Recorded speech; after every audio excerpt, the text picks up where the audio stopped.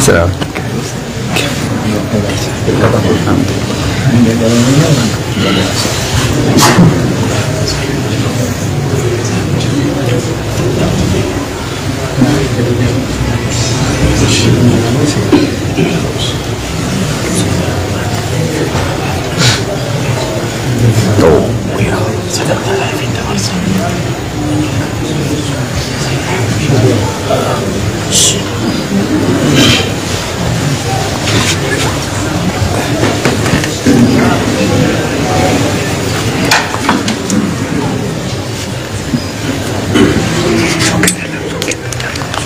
Finder. The charge.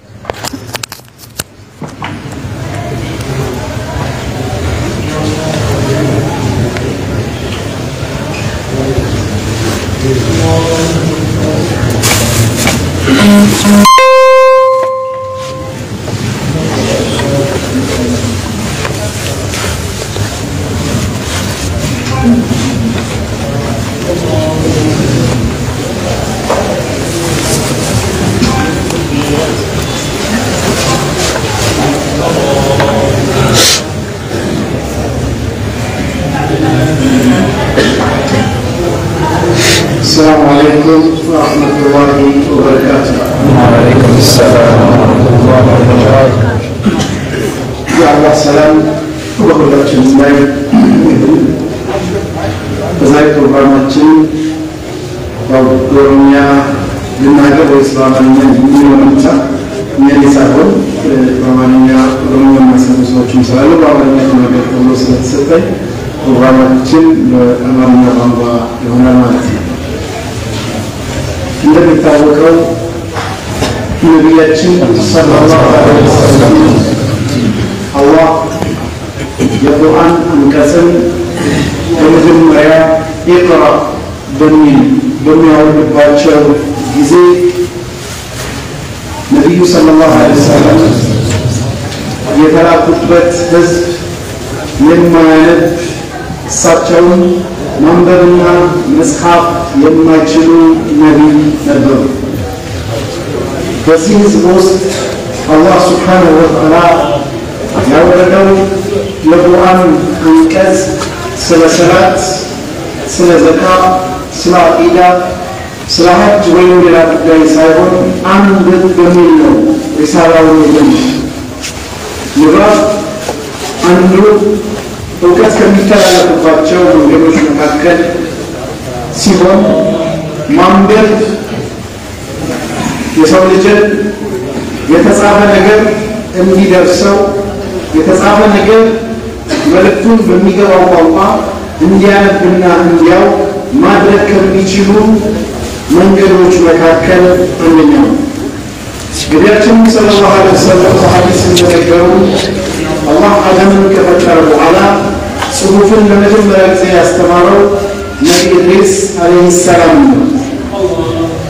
እንግዲህ እንደምታውቁት አንዱ በመናገር መልእክትን ማስተላለፍ ሲሆን ሌላኛው ደግሞ በጽሑፍ መልእክትን ማስተላለፍ ነው።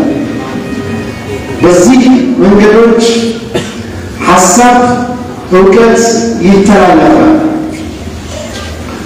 ነቢያችን ሰለላሁ ዐለይሂ ወሰለም የተላኩበት ማህበረሰብ እሳቸው በተላኩበት ጊዜ ኢብኑ ሰዓድ ጠበቃት ላይ እንደጠቀሱት መካ ውስጥ የነበሩት ሰዎች የመካ ነዋሪዎች 3000 ገደማ ያክል ነበሩ።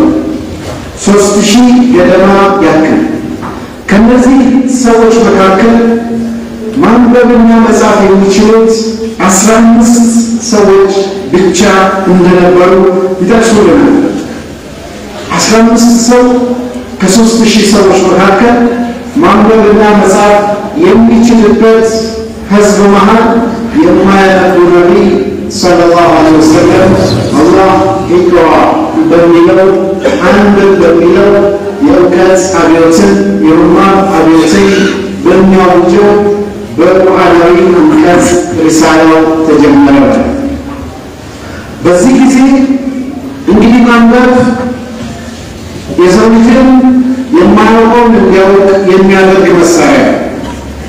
ይህን ያነሳሁበት ዛሬ ስለ እውቀት ኢስላም የሰጠውን ቦታና ሙስሊሞች ከዚህ ጋር ተያይዘው አንዱ የሚለው የኢቅራ የቁርአን አንቀጽ ከወረደ በኋላ ነቢዩ ሰለላሁ ዐለይሂ ወሰለም ንባብና እውቀት ላይ ትኩረት ሰጥተው ማህበረሰቡን እንዴት እንደለወጡና እስላማዊ ስልጣኔ ዓለም ላይ እንዴት እንደተስፋፋ መጨረሻውን ከዚህ መዘናጋት ምን ያህል ውድቀት እንደደረሰ በወፍ በረር የሚሆን እንድንረዳው ለማድረግ ስል ነው።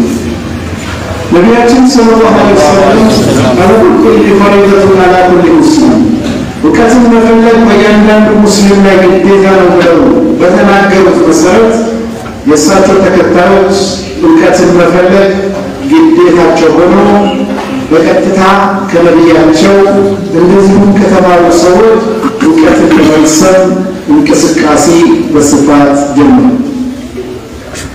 በሌላ መልኩ ደግሞ ለምሳሌ ሰዎች እውቀት ሲባል ወይ ማንበብ ነው ወይ መስማት ነው። የሚያውቁ ሰዎች ወይ ያቀራል፣ በዚህ ዘመን ደግሞ ተለፍቶ ላይቭ ያስተላልፋል፣ ወይ በካሴት ወይ በሲዲ በዲጂታል መንገዶች በተለያየ መንገድ በቴሌቪዥን ሊሆን ይችላል ይተላለፋል። በዛ ዘመን የነበረው ማውስ ቱ ማውስ ኮሚኒኬሽን ነው። አንድ ሰው ለሌላ ሰው ይናገራል፣ መልእክቱ ይተላለፋል፣ ያደምጣል፣ ለሌሎቹ ሰዎች በማድረስ መልኩ በዚህ መልኩ የሚሄድ ነው። ይሄ ባለበት ሰዓት ላይ መካ ውስጥ ማንበብና መጻፍ የሚችሉት 15 ብቻ ነበሩ። ሙስሊሞች እንዲያነቡና እንዲያውቁ ነቢዩ ሰለላሁ ዐለይሂ ወሰለም ፍላጎት ነበራቸው።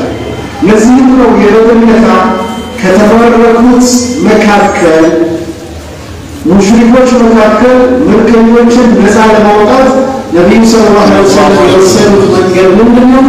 እያንዳንዱ መጻፍና ማንበብ የሚችል ምርኮኛ 10 ሙስሊም ወንዶችና ሴቶችን መጻፍና ማንበብን አስተምሮ ራሱን ነፃ እንዲያወጣ የሚል አቅጣጫ ነው ያስቀመጡት።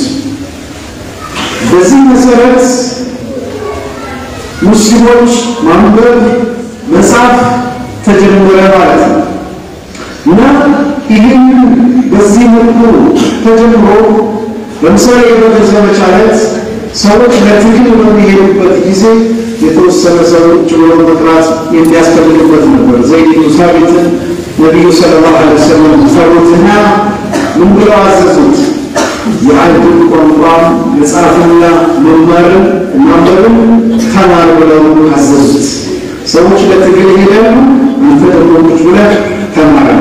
በ15 ቀናቶች ውስጥ ነው ቋንቋውን ችሎ መጽሐፍ ማንበብ ለመግባባትን መሰረታዊ ነገሮችን የቻለው። ምክንያቱም ያዘዙት ነቢይ ናቸው።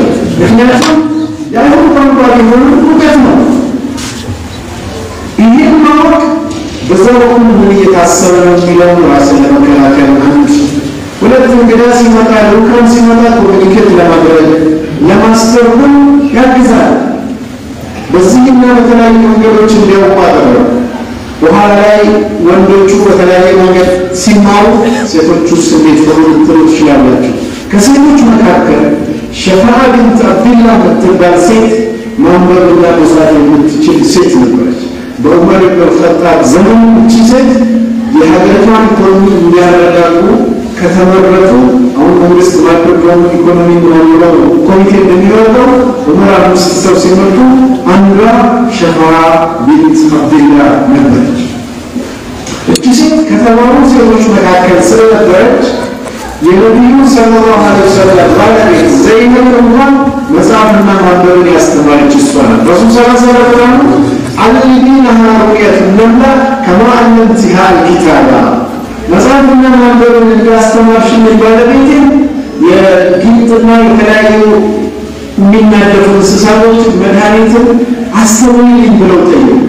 በዚህ መልኩ ሴቶችን እየተማሩ ወንዶችን እየተማሩ ሲሄዱ አንድም የነበረው ማህበረሰብ ጃሂልያ አንድ ያለቀም፣ ሁለተኛ ሴቶች በወሊድም በልጆች ምክንያትም በተለያዩ ምክንያቶች መዳከሞች፣ ክፍተቶች ይስተናገዱ ነበር።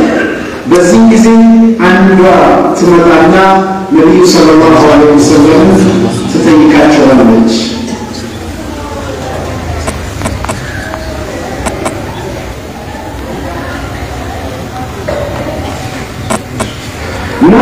እቺ ሴት መጣችና ذهب الرجال بحديثك فاجعل لنا من نفسك يوما نأتيك فيه تؤلمنا مما علمك الله يا الله ملكتني ሆይ አለች። يا الله ملكتني ሆይ ከሱ ትምህርት በሱ ትምህርት ወንዶቹ በለጡን፣ ስለዚህ ወንዶቹ በለጡን፣ ስለዚህ እኛ ለሴቶቹ ስፔሻል ክላስ በማዘጋጀት እንድንማር ሁኔታዎችን ያመቻቹልን የአላህ መልእክተኛ ብላ ጠየቀች።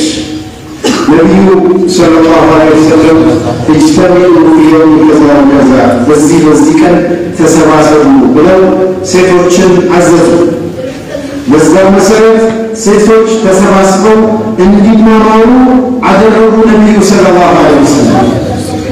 ሴቶች ተሰብስበው መማር ሲጀምሩ የአንድ ማህበረሰብ የእድገት መሰረቱ ወንዱም ሴቱም በእኩል መሰረት ዲኑን መማር ሲችል ነው ማለት ነው። በዚህ መልኩ የተጀመረው የመማር ማስተማር ሂደት ነቢዩ ሰለላሁ ዐለይሂ ወሰለም ጠለቡል ዒልሚ ፈሪደቱን ዐላ ኩሊ ሙስሊም እውቀትን መፈለግ በእያንዳንዱ ሙስሊም ላይ ግዴታ ነው ባሉት መሰረት እውቀትን ለመቅሰም ጥረቶች መደረጋቸውን ቀጠሉ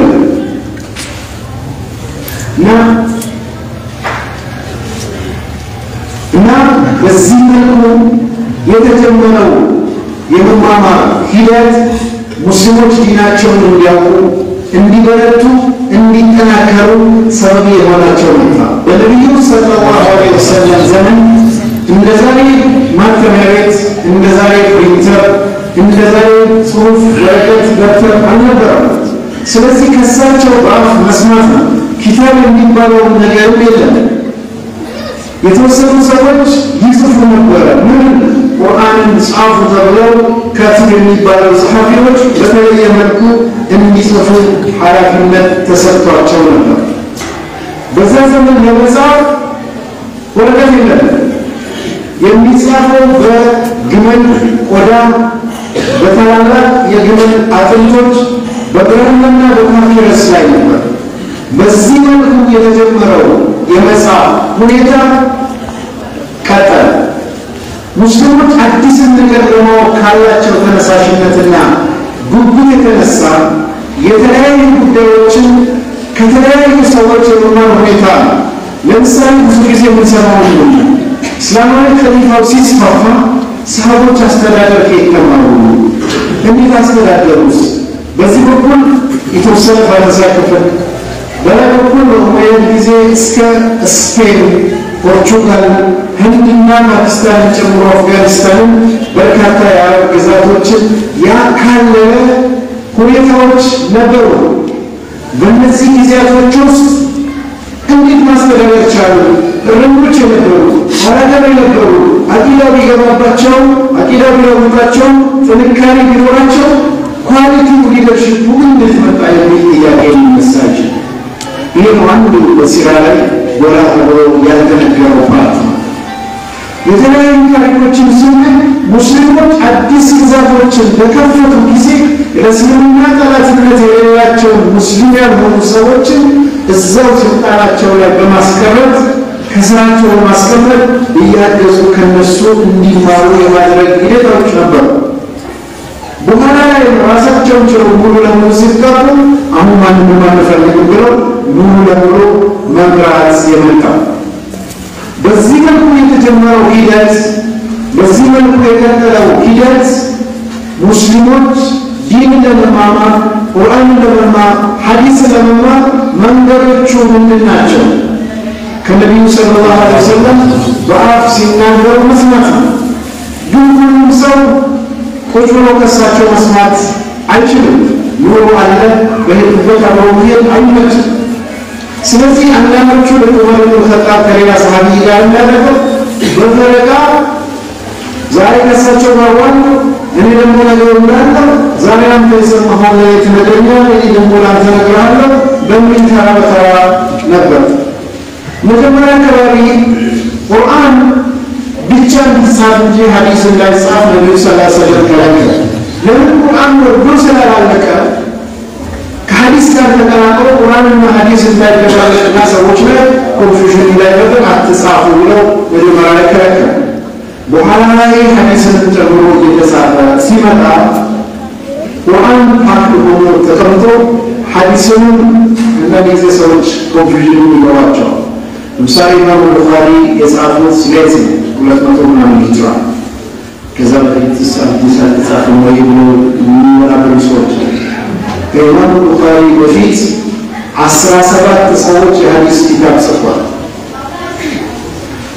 ወይስ ሌላ ስለሆነ ወደ ጉዳያችን እንገባና በዛ ዘመን የሚጻፈው ሐዲስ ምን ቁርአን ሲራም የሚጻፈው በምን ላይ ነው አጥንት ላይ ቆዳ ላይ ፓፒረስ ላይ ነብራኖች ላይ ነበሩ በዚህ መልኩ የተጀመረው የመጽሐፍ ሁኔታ በኋላ ላይ እንዳውሮፓ አቆጣጠር 100 ላይ ቻይና ሀገር ወረቀት ተመርቶ ስራ ላይ ውሎ ሙስሊሞች ወረቀቱን ለመጀመሪያ ጊዜ አዩ ወረቀት እነሱ ማለት ነው የሚጽፉት በግሩም ቆዳና የሚጽፉት በተለያየ መልኩ የሚጽፉት ወረቀት ይባላል ወረቀት በዛዘኑ ውድ ነው ገዛ ያላክሶ እንደሚወጣው ቻይና ማየም ብቻ ነው የሚያመርቱት እነሱ ጋር ብቻ ነው ስለዚህ ሙስሊሞቹ ወረቀትን ባገኙ ጊዜ እየገፉ ወረቀት የመጻፍ ሙከራዎች ተጀመሩ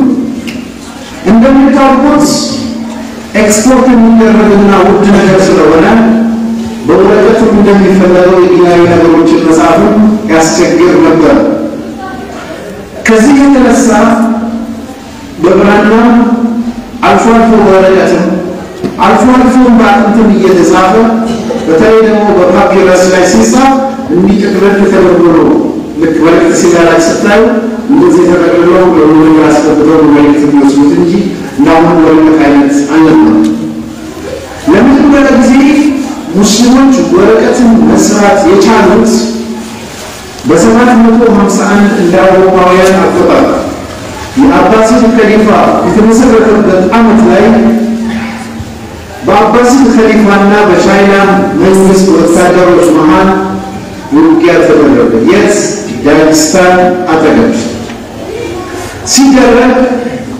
አብዱልመሊክ ኢብኑ ሙሐመድ አሳለቢ የሚባል ሙስሊም ጸሐፊ እንደጻፈው ከ968 እንዳወጣ አቆጣጠር እስከ 1038 በህይወት የኖረው አልጣይፍ አልማአሪፍ ብሎ በጻፈው ኪታቡ ላይ ሙስሊሞች ምን ያህል አዲስ እውቀት ለማወቅ አዲስ ቴክኖሎጂ ለማወቅ ምን ያህል ተነሳሽነት ነበራቸው ብሎ ምሳሌዎችን ሲጠቅስ አንዱ ይሄን ታሪክ ጠቀሰ። በዛ ዘመን ከቻይናውያን ጋር በተደረገው ውጊያ የተወሰኑ የቻይና ወታደሮች በአባሲ ሙስሊም ከሊፋ ተማረኩ። ከተማረኩ በኋላ ሙስሊሞች አዳዲስ ነገር የማወቅ ጉጉት ስላላቸው ከእናንተ ከእስረኞች መካከል ስፔሻል ስኪል ያለው የተለየ ክህሎት ያለው ሰው ማን መካከላችሁ አለ? ያን አስተምሮ ራሱን ነፃ የሚያወጣ ብለው ነቢዩ ሰለላሁ ዐለይሂ ወሰለም ያን ያደረጉ አሁን እነሱን አደረጉ ማለት ነው። በዚህ መልኩ ከተመረቁት ወታደሮች መካከል የተወሰኑት ቻይናውያን ወረቀት ማምረት የሚችሉ ነበሩ። እነዚህም በወቅቱ ወረቀት መስራት ውድ ኤክስፖርት የሚደረግ ነገር ስለሆነ እነዚህ ቻይናውያን ያው ነፃ ለማውጣት በሚስጥር ቢሆንም ወረቀት የሚሰሩት ውድ ነገር ስለሆነ ለሌላ ሀገር ዜጋ ማሳወቅ ክልክል ስለነበረ ምናምን እንችላለን ብሎ ተናገሩ። ተማሪያኑት ነፃ ለማውጣት ይህን ሲሰሙ ሙስሊሞች የተለየ ትኩረት ሰጡ። ለምን? ውድ የሚጻፍበት ወረቀት መስራት የሚችል እስረኛ ተገኘ። የእስረኛ ቫሉ ያለው ስለሆነ በወታደር አጅቦ ወደ ባግዳድ ላኩ። ደብዳቤ ጽፈው እነዚህ ሰዎች ወረቀት መስራት የሚችሉ ስፔሻል ስኪል ያላቸው ወታደሮች ናቸው።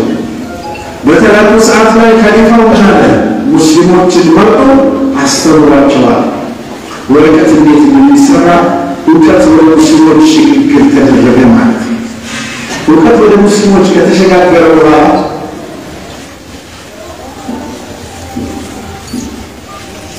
እውቀት ወደ ሙስሊሞች ከተሸጋገረ በኋላ ምን ሆነ? ቻይናውያንን በጦር አጅበው የሀገራቸው ድንበር ቻይና ድረስ ወስደው ወደ ሀገራቸው በሰላም ይመጡ ሸኛል። ይህንን አብዱልመሊክ ኢብኑ ሙሐመድ አሳለቢ ለጣይፍ አልማአሪፍ በተሰኘው ኪታቡ ላይ ይህን ታሪክ ጠቅሰናል።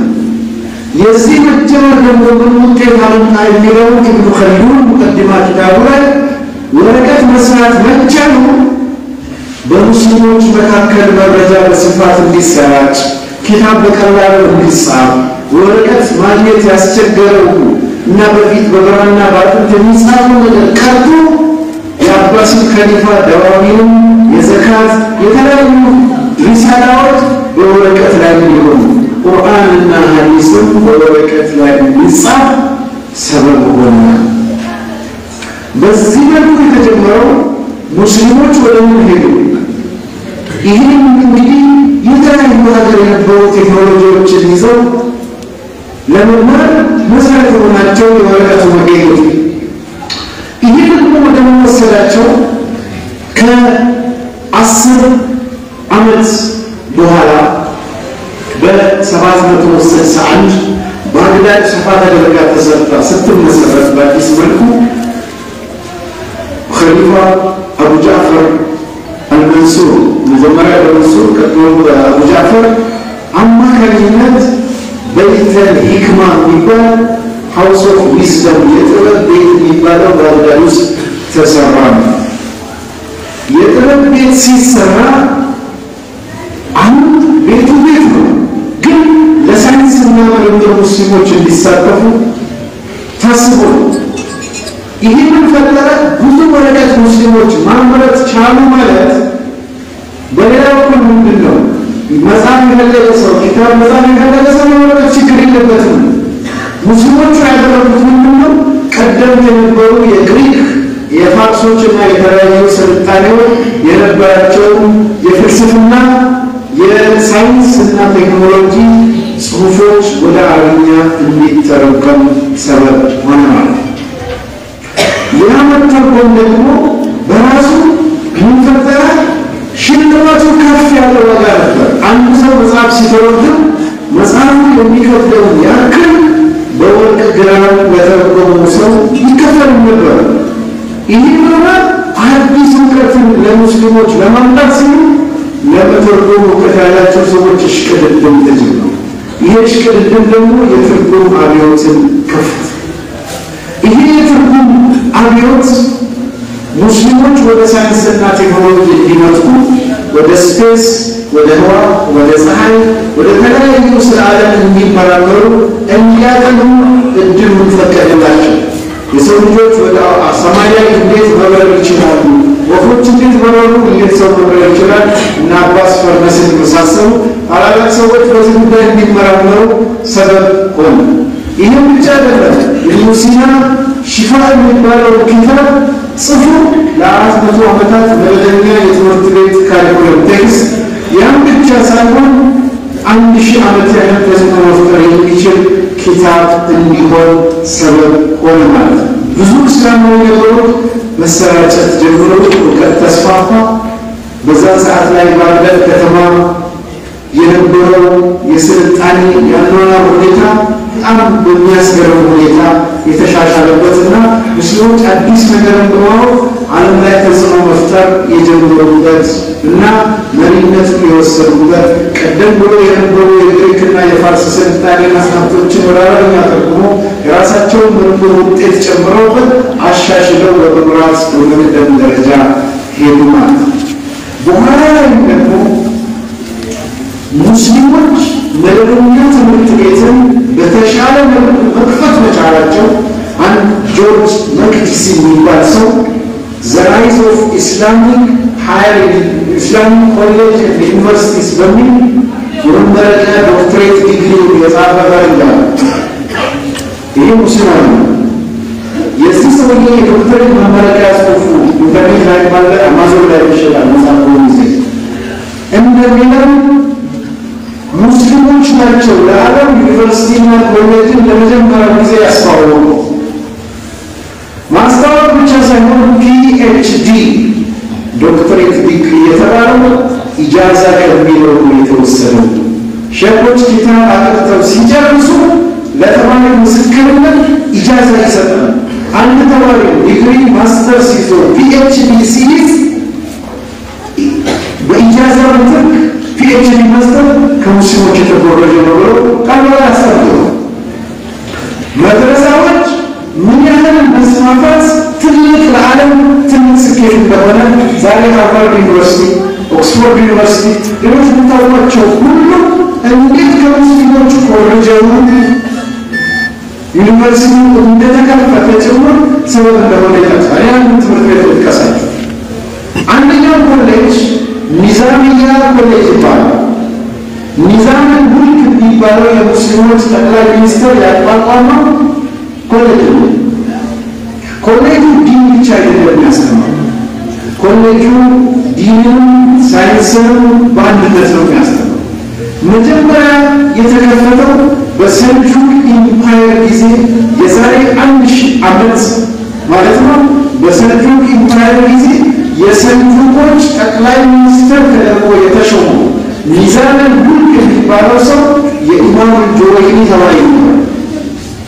ኢማም ጁወይኒ ስለተማረ ፖለቲካ ውስጥ ገብቶ ጠቅላይ ሚኒስትር ስለሆነ ሸኾች ጋርና ኪታብ ጋር ቅርብ ስለነበረ ኮሌጅ በመክፈት ተስማምተው ኒሻቡር ከተማ ላይ ኮሌጅ ከፈቱ። እዛ ኮሌጅ ማን አስተማሪዎች ናቸው? አብዱልቃድር ጀላኒ ተርቢያ አስተማሪ ነበሩ። ኢማሙ ጋዛሊ ተማሪ ነበሩ። ብዙ ሰዎች እዛ ትምህርት ቤት ነው በኋላ እስልምና የወጡ ሰዎች የዛ ትምህርት ቤት ተማሪ ናቸው። መጀመሪያ ላይ በዓመት 300,000 ዲናር ነው በጀት የሚደረጋቸው ወቅፍ ማለት ነው። ወቅፍ ማለት ዓመታዊ ወጪ ያን ለመጀመሪያ ጊዜ ዶርሚተሪ ነው፣ ካፍቴሪያ ነው፣ ክላስ ነው፣ ላይብረሪ ነው መማር የተጀመረው በዚህ በሚዛንያ ትምህርት ቤት በዓለም ደረጃ ዛሬ ዩኒቨርሲቲ ዩኒቨርሲቲ አዲስ አበባ ለመጀመሪያ ጊዜ በዛ ላይ ተጀመረ። ከፍተኛ ውጤት ያመጡ ተማሪዎች ተመረጡና አዲስ ለሚከፈተው ሚዛንያ ትምህርት ቤት አስተማሪዎች እንዲሆኑ ተደረገ። ያን ጊዜ አቡ ሐሚድ አልጋዛሊ ወይም ኢማም ጋዛሊ እድሜያቸው 33 ዓመት ነበር። በአግባብ የሚከፍተው ዲዛይን ትምህርት ቤት ዳይሬክተር የሚሆኑ ተመልካቾች ራሳቸው ሲላቸው የሚያጽፋሉ ሰዎች ይጽፋሉ። ይሄ ኮሌጅ ወቅት ያለው ሱቆች አሉት፣ የገበያ ቦታዎች አሉት፣ የተለያየ እንዲያዳመጣት ተማሪዎች ስለው ምግብ ሳያስቡ የኪስ የተሰጣቸው ኪታብ ይማራሉ፣ ጂኦግራፊ ይማራሉ፣ ሳይንስ ይማራሉ፣ የተለያዩ ነገሮችን የሚማሩበት ሁኔታ ተፈጠረ ማለት ነው። ይህና በተለያየ መልኩ ትምህርት እየተስፋፋ ቀጠለ። ሙስሊሞች በተለያየ ዘርፍ እውቀታቸው እየጨመረና እየመሩ በሄዱበት ጊዜ አውሮፓውያን ደግሞ የጨለማ ዘመን ውስጥ ነበሩ። ወረቀት ምን እንደሆነ ለመጀመሪያ ጊዜ ያዩት በመስቀል ጦርነት ነው። ለመጀመሪያ ጊዜ ፍልስጤምን ለመያዝ ወደ ቁድስ ሲመጡ መንገድ ላይ ወረቀት አለ። ምንድነው ወረቀት? ሱብሃንአላህ ያውቁት ነገር ወረቀት ማለት ሱብሃንአላህ ይዘው የሄዱ ሀገራቸው ተገርመው እነሱ ብራና ፓፒረስ ምናምን በዚህ መልኩ ሙስሊሞች የሚሰሩት ወረቀት ራሱ ምንድነው ብለው እስከ መገረም ደረጃ ደረሰዋል። ይህ ሁኔታ እየቀጠለ ሲሄድ ሪኮምፖስታ ብለው እንደገና ለ200 ዓመታት በሙስሊሞች ግዛት ስር የነበረችው ሲሲሊ የዛሬዋ የጣሊያን ግዛት ያኔ 200 ዓመት ሙስሊሞች ናቸው ያስተዳደሯል። ስፔን፣ አንዳሉስ እና ፖርቱጋል በሙስሊሞች ስር ነበሩ። እነዚህን መልሰን እናስመልሳለን ብለው ውጊያ ሲጀምሩ ሪኮምፖስታ ብለው ሲጀምሩ ያን ጊዜ ነው እነሱ በተራቸው ሙስሊም ማረኩና ወረቀት ካያስተማራችሁ እንዴት እንደሚሰራ ነው። በዚህ መልኩ ሙስሊሞች ተምረው ወረቀት መስራት የቻሉት። ይህም ብቻ አይደለም። በዛን ሰዓት ላይ የትምህርት ማዕከል የነበረችው ስፔን ኮርዶባና ቶሊዶ፣ በተለይ ቶሊዶ ሙስሊሞችን ክርስቲያኖችን የሚገናኙበት ኮሌጅ መግባት የፈለገ ሰው አረብኛ ቋንቋ መቻል ግዴታ የነበረበት ነበር። ምክንያቱም የዩኒቨርሲቲና የከፍተኛ ኮሌጅ ትምህርት ቤት ቋንቋ አረብኛ ነው። አረብኛ የማይችል ሰው ኮሌጅ መግባት አለ። ክርስቲያኖቹ በተለይ ካቶሊክ ቤተክርስቲያን ውስጥ የነበሩበት አህዋል አካላችንን በመጉዳት ነፍስያችንን በማስጨነቅ ስጋችንን በመጫን ጀነት እንገባለን ብለው ስለሚያስቡ በአመት አንድ ቀን ብቻ በሰውነት የሚታጠቡት። አላሁ አክበር። በአመት አንድ ጊዜ ፀጉር ይቆረጣል፣ በአንድ ጊዜ ጥፍር ይቆረጣል። እንደውም በመንግስት ይታወቃል። ደረሰ ሰውነት መታጠቢያው ቀን። በዛ ሁኔታ በነበሩበት ጊዜ ወደ ሙስሊሞች ገብተው ኮሌጅ ሊገቡ ሲሉ መስፈርቱ ምንድነው? አንደኛ ፀጉራችሁን ተላጩ፣ ሁለተኛ ሰውነታችሁን ታጠቡ፣ ጥፍራችሁን ተቆረጡ። ይህን ለማድረግ ፈቃደኛ ሆነ አረብኛ ኮሌጅ በመጀመሪያ ዩኒቨርሲቲ ለመግባት አረብኛ ኮሌጅ መማር አለበታል። ቋንቋው ትእዛዝ ነው። አሁን የመስቀል ጦርነት ሊጀምሩ በተነሱ ሰዓት ስለ ሙስሊሞች ብዙ አያውቁም። ሙስሊሞች ኢየሩሳሌምን ይዘውብናል የሚል ነገር እንጂ ሙስሊሞች ምንድናቸው የሚል ነው። ስለዚህ ስለ ሙስሊሞች ለማወቅ ቁርአንን በላቲን ቋንቋ መተርጎም አለብን የሚል ሐሳብ ያነሳል።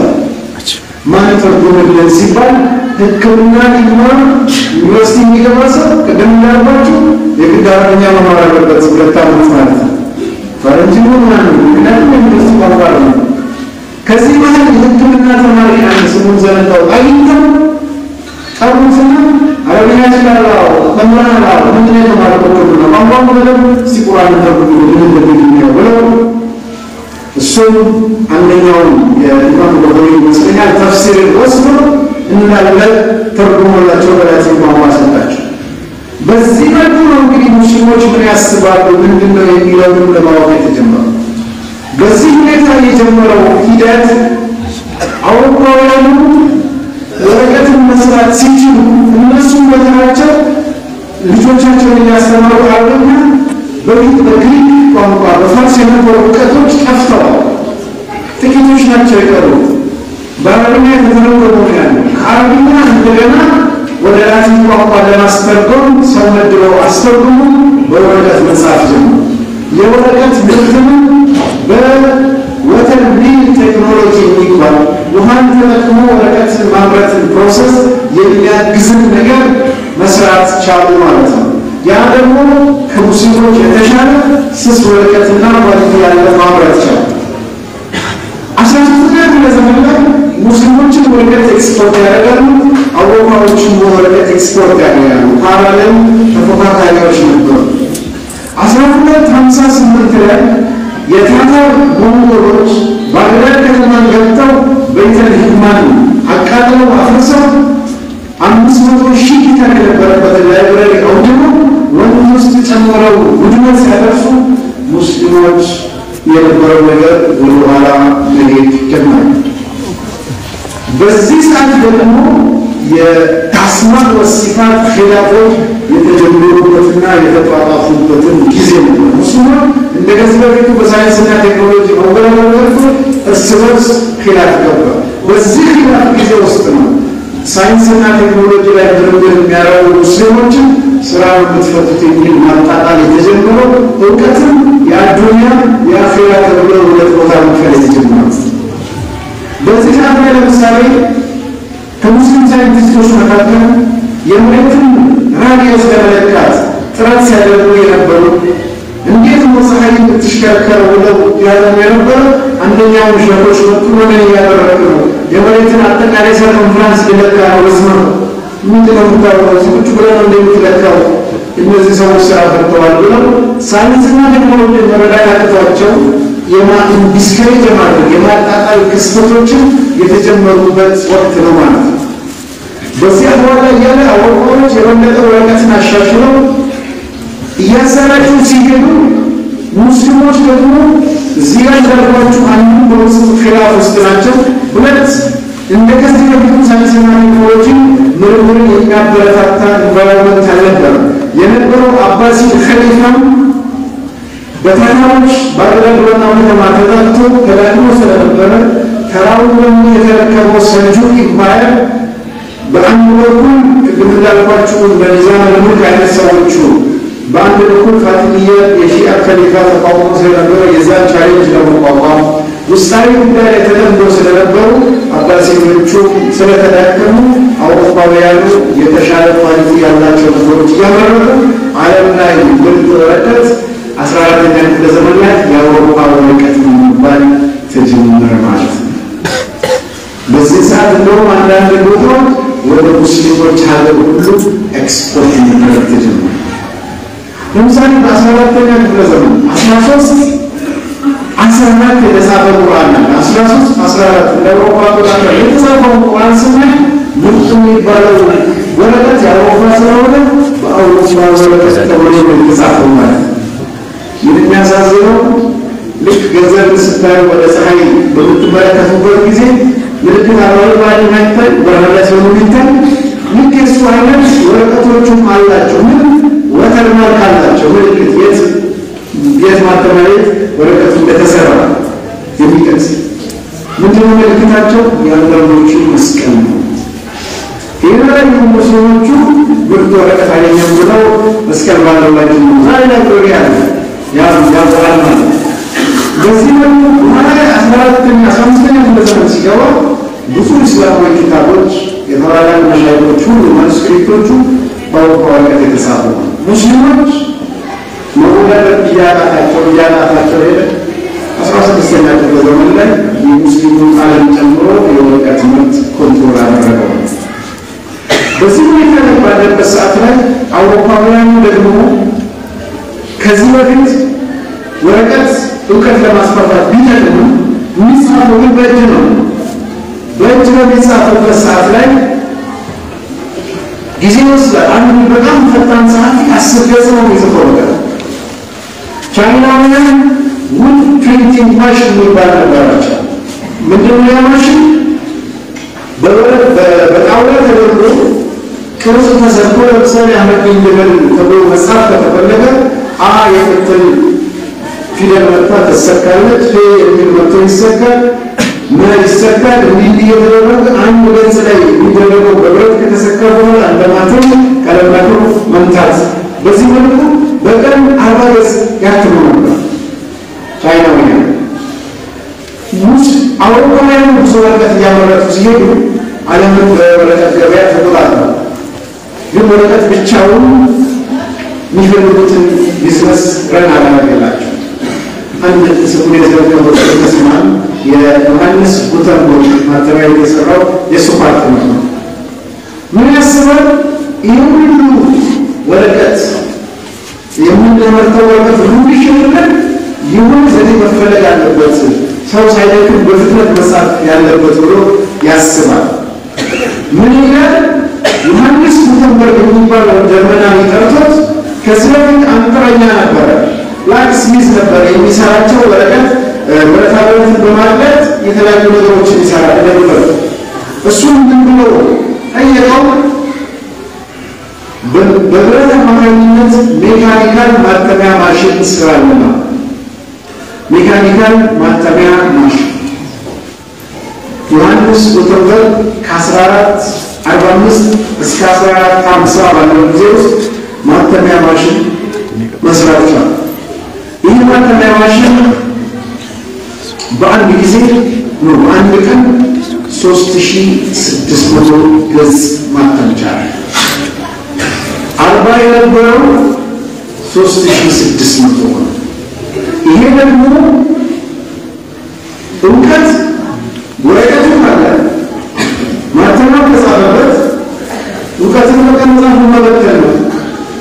ስለዚህ በስፋት መሰራጨት ተጀመረ ማለት ነው። አውሮፓያ ጨለማ ውስጥ የነበረው አውሮፓውያን ከሙስሊሞች ኪታብ እየተረጎሙ በእነሱ ቋንቋ እያተሙ ማሰራጨት ስራቸው አደረጉት። ሙስሊሞቹ ደግሞ ሌላ ዓለም ውስጥ ነበሩ። ከ1450 እስከ 1500 በ50 ዓመት ውስጥ ብቻ አውሮፓ 20 ሚሊዮን መጽሐፍ አትሞ ማሰራጨት ቻለ። 20 ሚሊዮን። ይህ እንግዲህ ምን ህዝባቸውን ወደ እውቀት፣ ወደ ሳይንስና ቴክኖሎጂ፣ ወደ ንቃት፣ ወደ ትምህርት ሲወስድ ሙስሊሞች ጋር ደግሞ በ1485 ማተሚያ ቤት ማሽን መጠቀም በተጀመረ በ35ኛ ዓመቱ የአዝሃር ሼኮችና ኦቶማን ኢምፓየር የነበሩ ሼኮች ተሰብስበው ማተሚያ ማሽን መጠቀም ሐራም ነው ብለው ፈትዋ ሰጡ።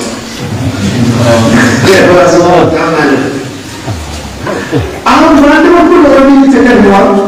የብሮቹ አዳዲስ ነገር ለመማር የነበራቸው ተነሳሽነትና ጥረት ወረቀትን እንኳን የሚችል ሰው አለ ብለው ከሰራዊት ውስጥ የሚችል አግኝተው ነፃነትን ሰላምን አስተምረን ብለው ሙምኪን አሁን አንደኛው የውስጥ ኺላፍ፣ ሁለተኛ ሸኾቹ ከሳይንስና ቴክኖሎጂ አዳዲስ ነገር ጥቅም እውቀት እያራቁ ስለመጡ አውሮፓ የሰራው ሲባል በሙሉ ሐራም ነው ፈትዋ ሰጡ። ለምን ሰጡ ሲባል ወደ 6 ምክንያቶች በተለያዩ ጸሐፊዎች ተጠቅሰዋል። አንደኛው ቁርአንን ቢያበላሽብንስ፣ ቁርአንን በማተሚያ ብንጽፍ ቢበላሽብንስ የሚል ፍራቻ ነው። ሁለተኛው ቁርአንን ሐዲስን የሚጽፉ ሰዎች ውድ ያላቸው ኹሹዕ ያላቸው ዓሊም ሰዎች አሁን ሙያደው ሰው ያለው ማሽን ብሎ ጻፈ ተብሎ እንዴት ዲናዊ ኪታባችንን አሰለፈለን እንዘላለን።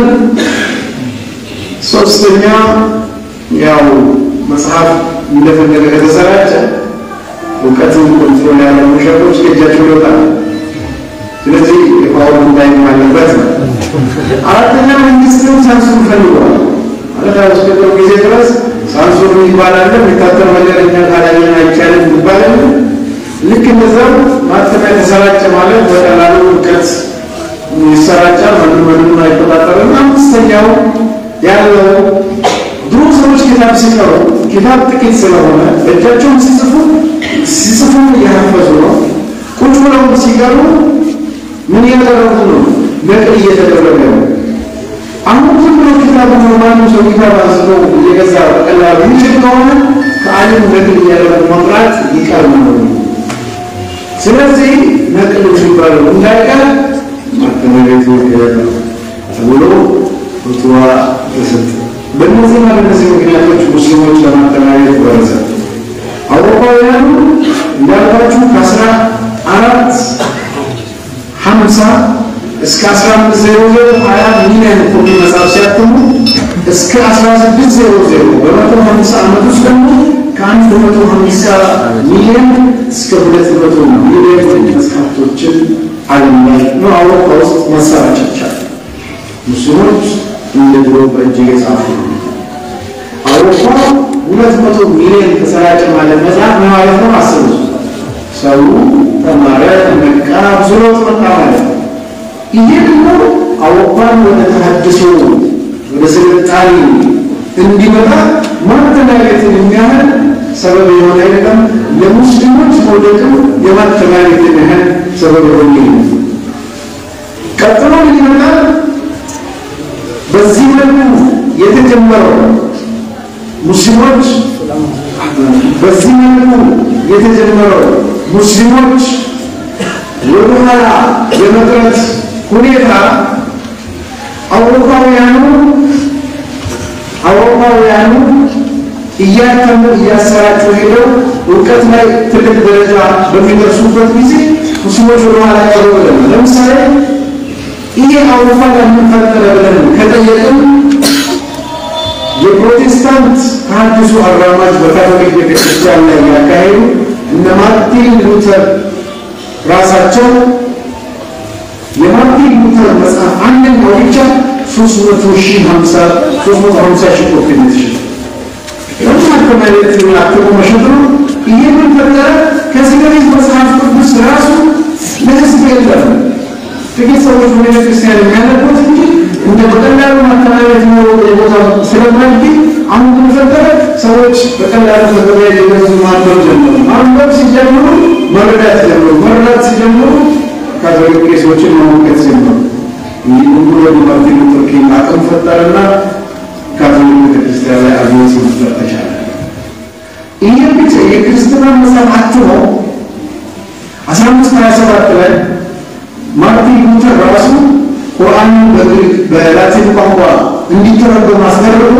መግቢያውን የጻፈለት እሱ የፕሮቴስታንት ለምን የእነሱ ኪታብ አትሞ አዳረሱና እስኪ ስለ ሙስሊሞች የሚኖር ደረጃ ደርሰው መግቢያ ለቁርአኑ ጽፎ እሱ ዲስትሪቢዩት ማድረግ ደረሱ። እነሱ ሙስሊሞች ያውቁ እንዴት ሙስሊሞች ጋር እንደደረሰ የሚል አይነት ነገር ውስጥ ተገባ ነው። በዚህ ሁኔታ ላይ ያለ 1492 መጨረሻ ላይ ሙሉ ለሙሉ እንደምስ የነበሩ ሙስሊሞች ከዛ ሲባረሩና ሙሉ ለሙሉ ሲሸነፉ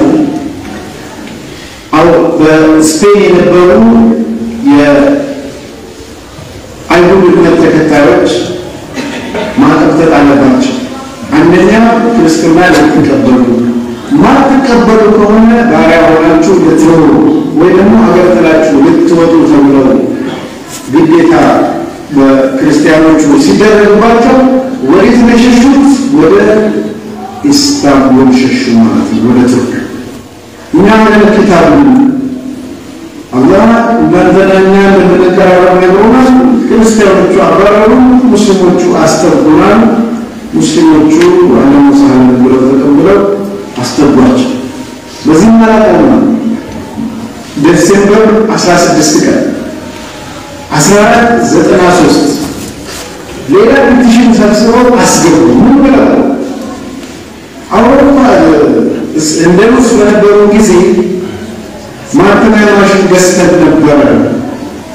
ስለዚህ እኛን ተቀበላችሁ የሃይማኖታችንን መጽሐፍ እናትብበትን ማተሚያ ከምትከለክሉ ፍቀዱልን። ምን ተባለ?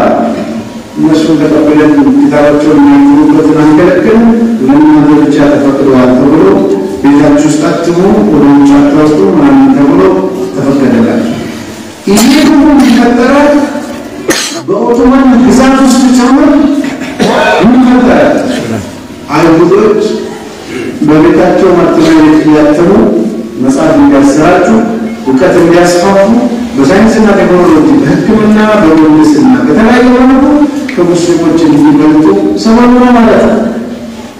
ይህ ሁኔታ ቀጥሎ 1515 ላይ ሰኔ ቀዳማዊ ጊዜ እንደገና በፊት በፈርማን ባያዚድ ሁለተኛ ጊዜ 1485 የተሰጠው ፈትዋ ጠበቅ ተደርጎ 1515 ላይ ሌላ ፈትዋ ተጨመረ። ምን ማንኛውም ሰው በአውሮፓ ማተሚያ የታተመ መጽሐፍ ወደ ሙስሊም ግዛት ካስገባ ወይም ማሽኑ ራሱ ካስገባ በሞት ፍርድ ይቀጣ ብሎ ተመለከተ።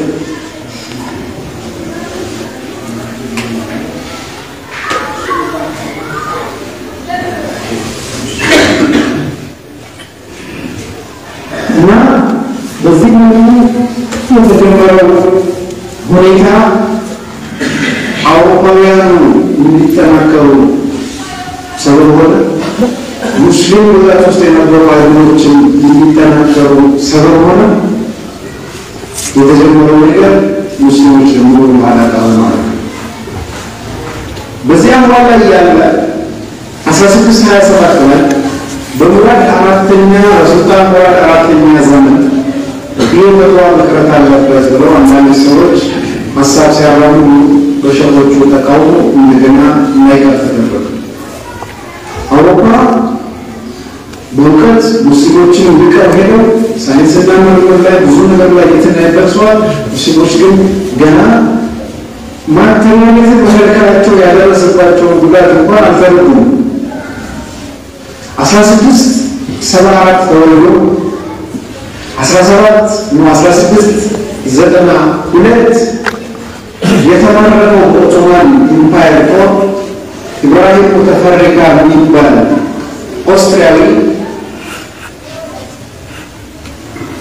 ከተማረከ በኋላ ወደ ኢስታንቡል መጥቶ ሰልሞ እስላማዊ ትምህርትን ተምሮ በሱልጣን አህመድ ሳልሳዊ ዘመን ከ1701 አንስቶ እስከ 1730ዎቹ ሙተፈሪቃ በመሆን የኦቶማን ኢምፓየር ውስጥ ቤተመንግስት ውስጥ አገልጋይ የነበረው ይህ ሰው ምንድነው የሆነው? አምባሳደር ተደርጎ ወደ ፈረንሳይ ተላከ። ፈረንሳይ ሲሄድ ምን ያክል ማተሚያ ቤት ልጆች ከኬጂ ጀምሮ መጽሐፍን እየታተመላቸው ሲያነቡ እዚህ ደግሞ በእጅ ሲጻፍ ዲፈረንሱን አስተዋል።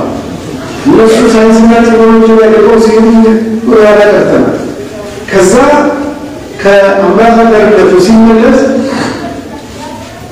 ስልጣኑ ሙተፈሪቃ ነው። ሙተፈሪቃ ማለት በኦቶማን ኢምፓየር ውስጥ ቤተመንግስት ውስጥ የንጉሱ ልዩ ረዳት ቋንቋ ሚኒስትር ነው። ኢብራሂም ሙተፈሪቃ አረብኛ ይችላል፣ ፋርስ ቋንቋ ይችላል፣ የኦስትሪያ ሃንጋሪ ቋንቋ ይችላል፣ የቱርክ ቋንቋ ይችላል። በዛ ላይ ወታደር ነው። ዲፕሎማት ሆኖ ስለተመደበ ብዙ ነገሮችና ቤተመንግስት መግባት ይችላል። በወቅቱ የነበሩትን የኦቶማን ኢምፓየር ሙፍቲ ሼክ ኢስላም አብደላ አፈንዲ የሚባሉት ጋር ገባ። መቼ? 1726 ላይ ገብቶ ጥያቄ ጠይቅ። ሼክ ይህ ፈትዋ ሙስሊሞች እንድንበለጥ ሰበብ ሆኗል። ስለዚህ መቀየር ያለበት ምን ማተሚያነትን በመከልከላችን አይናችን እያየ አውሮፓውያን እየቀደሙ ነው። ያው ዲፕሎማሲ ወንጀል በሁሉ ነገር ቀድመዋል። በዛ ሰዓት ለማለት ያህል እና ቀድመዋል ብሎ ፈረንሳይ ላይ አውሮፓ ላይ ነበሩ የተለያዩ ቦታ አንስቶ ገጠ ይህ ነገር በዚህ ተቀጠል ለኦቶማን ኢምፓየር ራሱ ያሰጋል፣ አደጋ ውስጥ ነው ብሎ መናገር ውስጥ ነበር። ሸክየው ጋር ብዙ ሊቃሽ ያደረጉ መጨረሻ ላይ ይህ ፈትዋ ሙስሊሞችን እየጎዳ መሆኑን ተረዱና አቋም ለመቀየርና ፈትዋ ለመስጠት ተዘጋጁ። በዚህ ጊዜ ደግሞ ኮንስታንቲኖፖል ወይም ኢስታንቡል የሚባል ከተማ ውስጥ ከ20 እስከ 90 ሺህ ሰዎች ስራቸውን የሚተዳደሩ ጽሁፍ በመጻፍ ሰላማዊ ሰልፍ 20 ሺህ ሆነው መጽሐፋቸውን ይዘው ከተማ ውስጥ መፈቀድ የሌለበት ማተሚያ የተፈቀደ ከስራ ውጭ ሊሆን ነው። ያስቡ በዚህ በኩል ማወላ ያቀረ በዚህ በኩል ስራችን የሚመጣ ማለት ሸፊው ተቸግረውና መጨረሻ ላይ ሁለቱም ለማስደሰት አንደኛ ማንኛውም ዲናዊ መጽሐፍቶች እንዳይታተሙ በማከናወን፣ ሁለተኛ ማንኛውም አረብኛ እንዳይታተም፣ ሶስተኛ የሚታተመውን ኮሚቴ ተዋቅሮ ሳንሱር አድርጎ ያ ሳንሱር ያደረገው ኮሚቴ በቀረው ኪታብ እንዲታተም ብለው ፈትዋ ሰጡ። መቼ 1727 መቼ ማለት ነው? ከ1450 እስከ 1727 መሀል ምናልባት 300 ምናምን በዚህ ጊዜ አውሮፓ 1 ቢሊዮን አትሞ ማሰራጫቸው። ይሄ ሲፈቀድ መጀመሪያ በቱርክ መንግስት ውስጥ ማተሚያ ካቋቋሙት መሀል አንዱ ራሱ ኢብራሂም ተፈሪካ ዛሬ ከሁሉ ስታንቡል ውስጥ ይገኛል። ከሁለት ወራት በፊት ይችላል። በዚህ መልኩ ሙስሊሞች ወደ ኋላ ቀሩት ሂደት ቀጠለ። ከዛ በፊት ምን ሆነ? አንድሪያው ክስተት 1537 አካባቢ አንድ አውሮፓዊ ቢዝነስማን ጊዜ ያው ቢዝነስማን ይዘው የሚያስቡት ምን ብሎ አሰበ? ሙስሊሞች ማተሚያ ቤትን አይጠቀሙም። ስለዚህ ሙስሊሞች የሚወዱት ቁርአናቸውን እኔ በማተሚያ ቤት ባትምላቸውና ምንድን እንደሆነ ባሳያቸው ብዙ ሚሊዮን ሙስሊሞች ይገዙና ሚሊዮነር ሆኑ ማለት ነው ብሎ ሰውዬው ክርስቲያን ነው። አረብኛ ፊደል እንዴት በማተሚያ ቤት እንደሚታተም ብረት የሚያደርጉ ሰዎችን አሰርቶ ማተሚያ አሰርቶ አንድ ቁርአን አትሞ ደስ ብሎ ብዙ ቦታ መሪያ ሲሆን እየታየው ነው። ይዞ ወደ ኢስታንቡል መጣ። ማስገባት ምንድነው? ደግሞ ከባና መንግስት ማግኘት ነው። ምንድነው? ከባድ ሚኒስትር አለ። ምንድነው? ባለስልጣን አገናኝና ይሄው የሚያምሩ ቁርአናችሁ አትሚያለው በማተሚያሽን እንደዚህ ብታሳትሙ በቀላሉ ትንትላላችሁ። ሸኾች ተጠሩና ስቲከሩ ሲባል የፊደል ስህተት ብዙ ተገኘ። ያ ብዙ ክርስቲያን ወደ ቢዝነስ ብሎ ይሰራል። እውነትም ብሎ ሸኾች የሰጡት ፈትዋ ትክክል ነው። በማተሚያ ቁርአን ከተጠቀመ ይተያሻል። ይሄ ፈትዋው ተወጥ እንዲያደርግ ሰበብ ከሆኑት መካከል ሆነ ማለት እና በዚህ ምክንያት ሙስሊሞች ወደ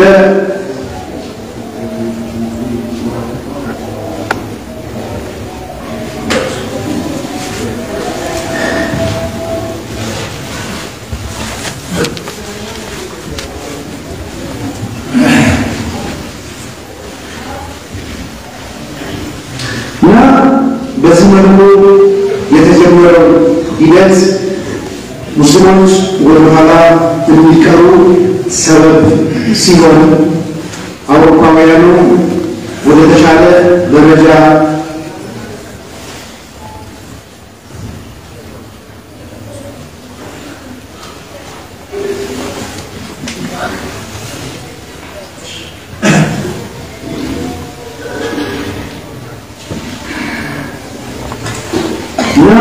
በዚህ መልኩ የተጀመረው ሂደት ሙስሊሞች ወደ ኋላ እንዲቀሩ ሰበብ የሆናቸው አውሮፓውያን ደግሞ የቀደሙ እንዲሄዱ ምክንያት ተፈጠረ ማለት ነው። በኋላ ላይ እንግዲህ ከመቶ ዓመት በኋላ ነው አረብኛው የሚፈቀድ 1727 ላይ ከአረብኛ ውጭ ያለ ኪታብ ሲፈቀድ 1827 እና 25 አንዳንዶቹ 17 በዚህ ጊዜ ነው ከመቶ ዓመት በኋላ ቡኻሪ፣ ሙስሊም፣ ቁርአን የተለያዩ ነገር የተፈቀደ። ለመጀመሪያ ጊዜ በአረቡ ዓለም ማተሚያ ቤት በአረብኛ የተጠቀመው የፈረንሳዩ የጦር መሪ የነበረው ናፖሊዮን ቦናፓርት ነበር። ናፖሊዮን ቦናፓርት 1798 ላይ ግብፅን ቀኝ ግዛት ለመግዛት ሲሄድ ግብፃውያን አረቦችና አረብኛ ስለሚናገሩት እነሱን ለማሳመን ሲል የአረብኛ ማተሚያ ቤት እንዲመለከት ነው። ፈረንሳይኛ የሚነትኑ ለወታደሮቹ ለግብጾቹ አረብኛ የሚያትም ይዞ በዚህ መልኩ እውቀትን ለማሰራጨት ወደ ግብፅ ሲመጣ ፓምፍሌት በራሪ ወረቀቶችን ጽፏል። ህዝቡ ቀኝ ግዛቱን እንዲቀበል የነበሩ የመምሉክ ሰዎች ጎጂዎች ናቸው፣ በዳዮች ናቸው፣ ኦቶማን በዳይ ነው የተቀበሉ የሚለው ለማሳመን በአረብኛ በራሪ ወረቀት ፓምፍሌት ጽፏል። ፓምፍሌቱ ዛሬ አለች።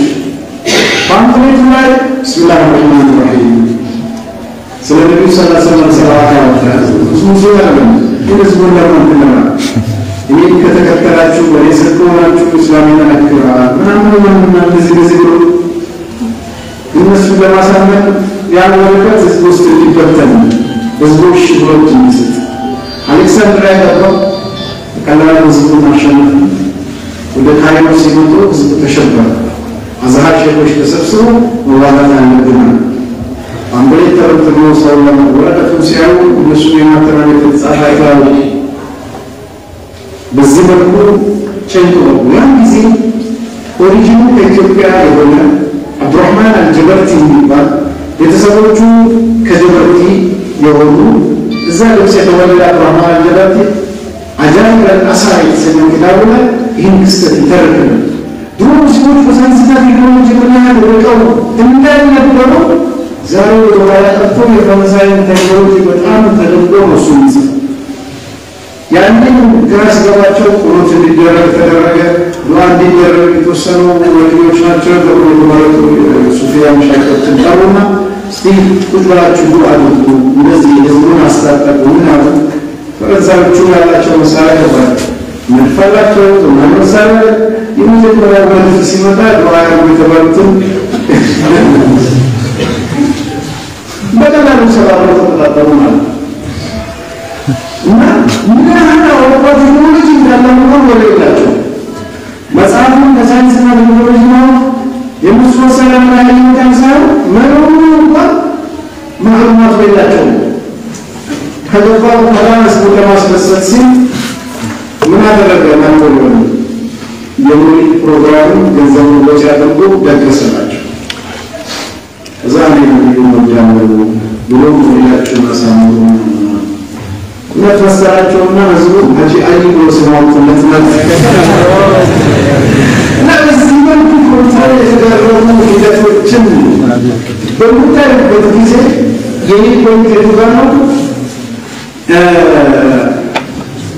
ናፖሊዮን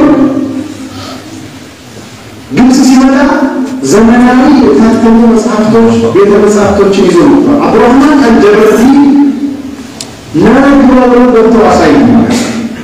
ቤተ መጽሐፍታቸው ለመረጃቸው ሲገባ ግብጻዊ ነው የደምሮ የሚያገዙ ይላል። ለምን የነሱ ከኝ ግዛት እንደተቀበል ይህን ምን ተቀበላችሁ ለዚህ ሳይንስና ቴክኖሎጂ እናንተ ቢኖራችኋል እናንተ ምን በአሁኑ አስከቡኝና አየሁኝ ይላል። ገብቼ ሳይ የመጽሐፍቶቹ ብዛት የተደረገበት መንገድ ካታሎጉ የተደረገበት መንገድ በጣም የሚገርም ነው። የባዮሎጂ ላቦራቶሪ ወሰዱኝ የሆነች ወፍ ፈረንሳይ የሆነች ግብጽ ሲያገኙ የወስዷትና እንዳትበሰብስ ሆነው ኬሚካል ውስጥ ይከተዋታል። እንዲያ ኬሚስትሪ ሄዱ የሆነ ነገር አጨሱ እንደዚህ ያደረጉ በቃ ይጽፋል። ቁርአን ጀበርቲ ማለት አጃኢብ ራሳ ተደርጎ ሙስሊሞች ይህ ሁሉ ለአውሮፓ ያስተምሩ በሙሉ ጭራሽ ከሙስሊሙ አውሮፓ ሙስሊሙ ተከርሞ እንግዲህ የሚገርም ነገር ያላቸው እነሱ በኋላ ላይ አውሮፓዎቹ ግብጽ ለመያዝ ሙከራ አድርጎ አንዴ የአዝሃር ሸቆች አመፅ መጥቶ ሲያልፍ ቀሩ። አንዴ በኃይል ምናሉ ሰዎች ተገደሉ። መጨረሻ ላይ ህዝብ እያለቀ ሲሄድ 3 ቦታ ተከፈለ። የተወሰኑት አቅማችን አይፈልግም መቀበል ነው ዝም ብለን ነው የሚያዝስ። የተወሰኑት እኛ ከተቃዋሚዎቹ ማለት ነው ከመንግስት ማለት ነው ወራችን የሚወስኑ የተወሰኑት ደግሞ በቃ መንግስት እንደገና ጥቅማችንን እናስከብር የሚል 3 ቦታ ተከፈለ ማለት ነው። ህዝቡን ለማሳመን ብዙ ሞከረ ናፖሊዮን አልቻለም። 1801 ላይ ድንገት ብድግ ብሎ ግብጽን ጥሎ ወጣ። ጥሎ ሲወጣ የትኛው መድረስ ባልተፈቀደ ተረሻ ጥሎ መውጣት ሱና ቀጥሎ ደግሞ ማለት ነው። አሜሪካኖች አፍጋኒስታን በቃ ዝምታደረገ እኮ መኖራቸው የትም ያህል መኖር ካላለ መውጣት ካልተስማማ ነው። ጥሎ ሲወጣ መሐመድ አሊ የሚባለው መሪ ስልጣን ያዛደረገና ሰዎችን ጠራና የተወሰኑ ሙስሊሞችን ወደ ጣሊያን ሄዱና ምን አላቸው? እስቲ ማንነት እንዴት እንደሚሰራ ተብራቸው ወጣት እንዴት እንደሚሰራ የሆኑ መሻይሮችን ደግሞ ጠራና ወደ ፈረንሳይ ሄዱ። ፈረንሳዮች እንዴት እንዳደሩ ሁሉንም ነገር ጻፉልኝ። እንዴት በደቱ በጣም ተመራጭ ያደረገው በዚህ ሰዓት በቃ በለው የሚለው ተቀጥሎ እንዴት በደቱ ሄዳችሁ ፈረንሳይ ለማየት አንድ ነገር እንዳታስቀሩ ሰማችሁ ዲማን ሰውነት ነው በዚህ ያን ተጠቅመው መሐመድ አሊ ግብፅን አሳድገው ግብፅ ከአረቦቹ ቀድማ ይወጣል። ያን ብቻ ሳይሆን ገና በዘመኑ 1827 ላይ ኦፊሻሊ አረብኛ ክታብ ማተም ሳይጀምር በፊት ቡኻሪ፣ ሙስሊም፣ ቁርአን ግብፅ ውስጥ ቡመን የሚባል ማተሚያ ቤት የዛሬ መቶ ምናምን በጣም ፌመስ የነበሩ እነሱ ናቸው ጀምረዋል። ቀድሞ የሚታተም ዲፈረንሱ ማለታቸው ነበር። እንዲህ አይነት ሁኔታ ውስጥ ሙስሊሞች ከዚህ በፊት በነበረው ቴክኖሎጂ ሙስሊሞች ምን ያደርጉ ነበር? ለቤተሰብ ሰላምነት ለማንበብ ለማዛዝን ከሙስሊም ጋር ሆኑ ሰዎች ሰማሉ። በጣም ውጊያ ላይ እንደምንነጋገራቸው በሰማኑ ኮንሰንት ወረቀት መስራት የሚቻልበት ቴክኖሎጂ ከተማሩ ሰዎች ተማሩ። የተለያዩ ሳይንስና ቴክኖሎጂዎችን ከግሪክና ከፋርስ መጽሐፍ ተርጉመው ተማሩ። የራሳቸውን እሴት ጨምሮ ቴክኖሎጂውን ለዓለም ስልጣኔ ያበቁ። በኋላ ላይ ዓለማዊ ህይወት ዲናዊ እውቀት እና ዓለማዊ ተብሎ ሁለት ቦታ በተከፈለ ጊዜ ሙስሊሞች ሳይንስና ቴክኖሎጂ ዘመናዊ ትምህርቱንና ዋጋ የሌለው ነገር እየተደበቀ መታየቱ ዛሬ ሙስሊሞችን መጫወት ነው። መጨረሻ ምን ሆነ? ኦቶማን ኢምፓየርን ሲያዳክሙ ሄዱ። መጨረሻ ላይ 1914 ላይ የዓለም ጦርነት ሲደረግ ሄደው ከጀርመን ጋር አበሩ። እንግዲህ ሽንፈት መጣ። ቀጥሎ የሚቀጥለው ዓመት 1923 መቶኛ ዓመት ይሆናል ኢምፓየሩ ተደረገ መቶኛ ዓመት። በዛን ሰዓት ላይ ፍራውን ቁጥጥር አድርገው ተገፋፈሉ። ዓለም ያለው ዛሬ ያለው የሙስሊሞች ዓለም ሳውዲ አረቢያ ውሰዱ፣ ባህሬን ውሰዱ፣ ዮርዳኖስ ውሰዱ፣ ሊቢያ ውሰዱ ምናምን ሁለት ሰዎች ናቸው ቁጭ ብለው ካርታ ላይ የጻፉት። ሶስት ሀገራት አሸናፊ ሆነው ማን? ፈረንሳይ፣ እንግሊዝ፣ ሩሲያ አሸናፊ ሆነው ሲቆጣጠሩ ለየት ይደርሰኛል ይሁን ሙስሊም ኢላፋውን ቆራርጠው ተማምረዋል። ሙስሊሞች እንደምናሉ ሸሪፍ ሁሴን የሚባለው የአሜሪካን መሪ ከኛ ጋር ከቆምክና ኺላፋውን ከወጋ አረቦቹ ምን አንድ መንግስት አድርገን እንሰጣለን። ስለዚህ በአረብ ብሔርተኝነት እንዲዋጋ ቀሰቀሱ። ንጉሥ አብዱልአዚዝን ከአረቦቹ ንጉሥ የሳውዲ አባት ደግሞ ለአንተ እንሰጣለን ብለው ሁለቱን ምን አሉ? ኦቶማንን ተባሉ አለ። በዛን ሰዓት ላይ ኦቶማን ኢምፓየር ከኢስታንቡል እስከ ጀርመን እስከ ኢራቅ እስከ መካ እስከ መዲና የባቡር ሀዲድ አለ። የባቡር ሀዲዱን ይቀርቡልን። ለምን? ባቡር ሀዲድ ከመረቀረ ወታደር አይመጣም። ባቡር አይመጣም፣ ባቡር ካልመጣ ወታደር አይመጣም። ስለዚህ እናሸንፋቸዋል። እውነት መስሏቸው እነዚህ ያደርጋል። መጨረሻ ላይ ፍልስጤምን ሊይዙ ሲደርሱ እንግሊዙ ጠቅላይ ሚኒስትር ምን አለ? ቁድስን ለክሪስማስ ስጦታ አድርገው በቁጥጥር ስር አውልልኝ ብሎ ለእንግሊዝ ሜጀር ጀነራል ተናገረ። ስጦታ እንግሊዝ ለክሪስማስ ደስታ መስማት ይፈልጋል፣ ያዝልኛል። በዚህ ሰዓት እንኳን ምን ይገበል እንደሆነ ማወቅ 7000 ሙስሊሞች አብረው ተሰልፈው እነሱ ክሪስማስ እንዲሰጣቸው አብረው የተዋጉበት ታሪካል። ይህ ከተማማሩ ማለት ሩሲያ ኢስታንቡል ትሰጠኛለች። እንግሊዝ ፍልስጤም አንድ፣ ሁለተኛ ኢራቅ እና ሳውዲ አረቢያ ለኔ ተሰጠኛል። ፈረንሳይ ደግሞ ማለት ሶሪያ፣ ሊባኖስ፣ ቤይሩት፣ ባህሬን፣ ዮርዳኖስ እነዚህ ጋር ይሰጡ ቁጭ ብለው ካርታ ላይ በቀይ እስክሪብቶ ያሰመሩ እቺ ለእንትና ብለው የጻፏት የሰሯት ነው። ዛሬ ሀገሩ በዛ መሰረት የተመሰረተ ያ ካርታ የሳስፒኮ ማፕ ተብሎ ይታወቃል። ሁለት ሰዎች ቁጭ ብለው የጻፉት ነው። ቤት ውስጥ ቁጭ ብለው ንገራለን በቃ ማሸነፋችን ስላልቀረ ሙስሊሞችን ቆራርጠን ስለወሰዱ ምን ሩሲያ ታሪክ አላት ምናምን ኢስታንቡል ደረሱ ማሸነፍ ይቻላል መውሰድ። እንግሊዞች ደግሞ በዚህ በኩል ይህንን እያደረጉ አንደኛው ዓለም ጦርነት ላይ ፈንጂ ማምረት በጣም ኢምፖርታንት ነበር። በልጦ ለመገኘት አሲቶን የሚባል ኬሚካል ነበር። ይሄ አሲቶን ኬሚካል ፈንጂ የሚሰራበት ይሄን ፈንጂ የሚሰራበትን ኬሚካል አንድ አይሁዳዊ እንግሊዛዊ ዘሬዳ ያለው አይሁዳዊ ሳይንቲስት አለ አሲቶንን እያመረተ ሊረዳ ሆኗል። እና ለእንግሊዝ ብቻ በተለየ መልኩ አሲቶን አቀበልን ብዙ ፈንጂ እንዲሰራ ነው። ምን ማለት ምን ያህል ተቀብኛላችሁ? የፈለከው ብር ነው ሌላ የሚፈልገው ቁድስ ነው አላቸው። ሳይንቲስት ነው እሱ ምሳሌ ይፈልጋል። እሱ በተማረው ሌላ በቂ ነው ስፍን ቁድስ ነው።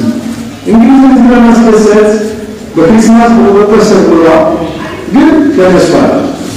በማለ 17 ላይ የሌሊን መጡና ወንድራውን ፈለገው የሩሲያ መንግስት የካርታ አገኘና የሌሊን በጋዜጣ አወጡት። ኒውዮርክ ታይምስ ሌሎች ማተሙት። ያን ጊዜ ምን ተፈጠረ? ለሸሪኩ ሲያዩቹ የነገር የሚያንሰጣለን አረቡ አንዳገር ያለው ተሪፋና ያለን ያን ውሸት ይሁን እንደዚህ አብሽሩ ተረጋጉ እኛ ቃላችንን እንደጠበቅን እንሰጣለን ምናምን ማለት በዚህ መልኩ ሄደ። መጨረሻ ላይ እንደምታውቁት ጀነራል ውንጌት አዲስ አበባ ውንጌት ምድር የተሰየመለት እሱም ደግሞ ፍልስጤሞችን አሰልጥነን ምናምን ከመንግስት እንዲመሰረት ሸሪክ ሁሴን ሶሪ ቃል ገባልን እንሰጣችንን ሌላ ኮንትሮል አለብን ፕሮሚስ አለብን። ስለዚህ አንተ ንጉስ ያወጣሉ ሳውዲ አረቢያ እንሰጣለን ምናምን አረቦችን ሁሉ ብላችሁ ነው ሙስሊም ምክንያት የወዘሙ እናንተ ጋር ያደረጉት ይሄን ተደረገላችሁ ቃላችሁን ጠብቁ። ሶሪያ በጣም አዘነና ምን አደረገ? ሁለቱ ልጆች ወደ ፈረንሳይ ናት። ያኔ ፈረንሳይ ናት ያለው አሜሪካ ጋር መጣች። ፈረንሳይ ለሚሄዱበት ጊዜ ልጆቹ አባታችን ቃል የገባችሁትን ያለ ከሊፋነት ክርስቲያኖች ጨምሮ ስጡን ምናምን ሶሪያ ሰጡን።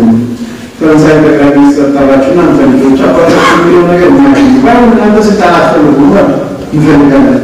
በቃ አንተ ለኢራን የኢራቅ መሪያን ያለው አንተ ለወዳው ሰጥቻለሁ አባታችሁን ተውና ሄዳችሁ ብዙ ተደረገን። አዎ ይሄኛው የገና ዮርዳኖስ አሁን ዮርዳኖስ ሐሽጋዊ ያለ አሁን ያለው የዮርዳኖስ ንጉስ አብደላ የነሱ አያት ማለት ነው። ይሄ ተደረገ የሸሪፍ ሁሴን ልጅ አንደኛው ኢራቅ መሪ ማለት አንደኛው ሲሆን ነው የኢራቆቹ አድማራቱና ይዘገደሉ የዮርዳኖስ ተስማምቶ የዛሬ ድረስ ያስተዳደሩ የነሱ ቤተሰብ ነው። ሸሪፍ ሁሴን አልቀበልም ብሎ ካለወሲ ንጉስ አብዱልአዚዝ እንደሚከተላል አብዱልአዚዝ ተዋርዶ ሁሉም ተሰራሩ ተባረረ ያለው ምን ያህል ኃያል የነበረው በዓለም ታሪክ በሙስሊሞች ያውም የነበረው የሆነች ቦታ ጥፋት በሙስሊሞች ስህተት ሲፈጠር የሄደ መጨረሻ ላይ ልክ ነብዩ ሰለላሁ ዐለይሂ ወሰለም ማዕድ ላይ ተሰብስበው ተጠራርተው እኛን ይበላሉ እንደተባለው ቁጭ አድርገው ካርታ አስቀምጠው ይችላሉ አሁን ያሉትን የአረብ ሀገር ሁሉ ብትወስዱ እነሱ ቁጭ ብሎ ያን የመጽሐፍ ጂኦግራፊ ላይ ተፈጠረ። ካርታው ራሱ አለች እንደነሸበት የማይችል በቀያ ሰማዋት ምናሉ እዚህ ጋር ክርስቲያኖች አለ አሉ ሲያው ይሁን አሁን ስለሆኑ ምን እናደርጋለን? ሊባኖስ ምትባል እዚህ ጋር አገር ለማን ማለት ምትባል ክርስቲያኖች ስላሉ ልጅ ከተማ ያለው በስክሪፕቱ አሰምሮ ሊባኖስ ሶሪያ በጣም ብዙ ነው ሙስሊሙ አንድ የነበረው በኺላፋ ግዛት ውስጥ የነበረው ያው ኃያል የነበረው ተቆራርሶ መጫወቻ ሆነ። መጨረሻ ሙስሊም ዓለም ተውት ሆነ። ቀደም የነበሩ ሙስሊሞች በእውቀትና ሳይንስና ቴክኖሎጂ ላይ ለመማር ያላቸው ተነሳሽነት ለማወቅ ያላቸው ተነሳሽነት የዓለም ኃያል የዓለም መሪ ዓለምን የሚያስተዳድሩ ሲያደርጋቸው በተቃራኒው የተፈጠረ ጋፕ አንዱም ውስጣዊ ኺላፍ፣ ሁለተኛው የታታሪዎች ጥቃት፣ ሶስተኛና ትልቁ ደግሞ የማተሚያ ቤት አርነት ፈትዋ እንደገና ዲን ላይ እውቀት ዓለማዊና እስላማዊ ተብሎ የተፈጠረው ነገር ዛሬ ድረስ ሙስሊሙ እንደወጣበት አዘን እንዳወጣ መጥፋት ሆኖ ይኸው በዚህ መልኩ ኢማኑ ችግር ውስጥ ከቶ ይገኛል። ዱንያን ካነሳ ኢቅራ ማንበብ ማወቅ ህዝቡን ለትልቅ ደረጃ አብቅቶታል። መማር ኡማውን አስተካክሎ ዓለም እንዲመራ ለሌሎች ብርሃን እንዲሰጥ በረከትና ቀዳሚ እንዲሆን አድርጎታል። በተቃራኒው ደግሞ ከዚህ መስመር መራቅ ትልቅ ውድቀትና ሽንፈት ዛሬ የደረሰበት ሰበብ ሆኗል። ስለዚህ ሙስሊምነታችን ያለፈውን ታሪካችንን ማወቅ አለብን። ዛሬ ቢሆን በተለይ እውቀት የሚሰራጭባቸው መንገዶች የእውቀት ማሰራጫ መንገዶች ባለቤት መሆን ምን ያህል በዓለም ላይ ታላቅ ስራ ሰርተዋል። ለምሳሌ የመጽሐፍ ማተሚያ ቤት መንደር ምን ያህል ካቶሊክ ቤተክርስቲያን ላይ የፕሮቴስታንቶች አብዮት ፈጥሮ እንዳደረገ ቅድም አንስተናል። ያን ብቻ ሳይሆን ጋዜጣ በስፋት መታተም መጀመር የፈረንሳይ አብዮት እንዲፈጠር ሰበብ ሆኗል። በራሪ ወረቀት በስፋት መሰራጨት ከጋዜጣ ጋር አሜሪካ ላይ አብዮት እንዲፈጠር ሰበብ ሆኗል። የሬዲዮ መምጣት ደግሞ እንደገና እነ ሂትለር የመሳሰሉ ህዝቦች ቀስቅሰው ስልጣን እንዲይዙ አድርገዋል። የቴክኖ ካሴት እንኳን በአለሙ ብሎ የነበረችው እሷ ራሷ የኢራን አብዮት እንዲሆን እንዲሳካ ሰበብ የሆነችው እሷ ነው። ኮሜዲ ኢራን ፈረንሳይ ተቀምጦ ዳዕዋውን በስልክ ያወራል። እዚህ በስልክ እየሰሙ ስፒከር አድርገው የቀዳሙ በቴክኖ ካሴት ቤት ለቤት ይሰራጫል። በዚህ መልኩ ማለት የተካሄደ መልክ እየተሰራጨ ያ ብቻ አይደለም። 1989 ላይ ሮማኒያ ላይ የተደረገው አብዮት ሰክሰስፉል የሆነው ቴሌቪዥንን ተጠቅመው የዛሬ 10 ዓመት አካባቢ አረብ ስፕሪንግ ምንድነው ፌስቡክ ሶሻል ሚዲያ አንድ የፖይንት ምንድነው ማንኛውም ብዙ ሰው ዘንድ የሚደርስ መልዕክት ማድረስ የሚችል ቴክኖሎጂ ማተሚያነት ቴሌቪዥን ወደፊት የሚመጣ እንደሆነ ለሰው ሀሳቡን በስፋት ማሰራጨት የሚችል ማስ ኮሚኒኬሽን እና ቴክኖሎጂ ባለቤት መሆን የተጽፎ ፈጣሪነት ባለቤት ያደርጋል። ለምን ያንተ ሀሳብ ነው በዚህ ሁሉ ውስጥ የሚደርሰው። መስራት እንኳን ባይቻል ባለው በመጠቀም ወራራ ማለት ነው። መጠቀም ስትሆኑ ዲናችንን የሚታደሉ ኡማውን የተሻለ ነገር የሚያደርግ እንጂ ፍቅር የማይረቡ ነገሮች እንደሆኑ ሀያል የሆኑ ነገሮች ነው ሰው ዛሬው እየተጠቀመ ያለው። ስለዚህ እውቀታችንን በሚጠቅም ነገር ላይ በዋዋለንና በተጠቀምንና ጥረት ባደረግን ቁጥር ከፍተኛ ተጽዕኖ መፍጠር የሚያስችል እድል ፊት ለፊታችን አለ። እንድንማር ዲናችንን እንወቅ፣ ራሳችንን እንወቅ። ስለሰፋችሁ አመሰግናለሁ። ሰላም አለይኩም።